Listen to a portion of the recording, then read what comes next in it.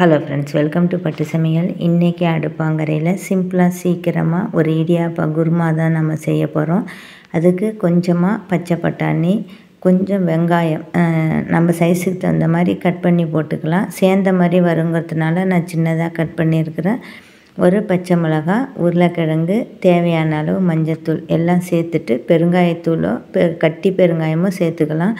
மிதமான சூட்டில் 3 விசில் வச்சு ஆஃப் பண்ணிடலாம். அது ஆறட்டும். அந்த நேரத்தில் இதுக்கு தேவையான பொருட்களை சேர்த்துக்கலாம். இதுலேயும் கொஞ்சம் வெங்காயம் சேர்த்துக்கலாம்.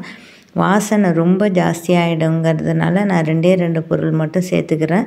தக்காளி ரொம்ப சேர்த்தாலும் டேஸ்ட்டு மாறிடுங்கிறதுனால சின்ன பீஸ் சேர்த்துட்டு நாம் கொஞ்சம் தேங்காய், முந்திரியோ அல்லது பாதாம் ஏதோ ஒன்று சேர்த்துக்கலாம். கொஞ்சமாக பெருஞ்சீரக பவுடர் எல்லாத்தையும் சேர்த்து அரைச்சி வச்சுருக்குறோம்.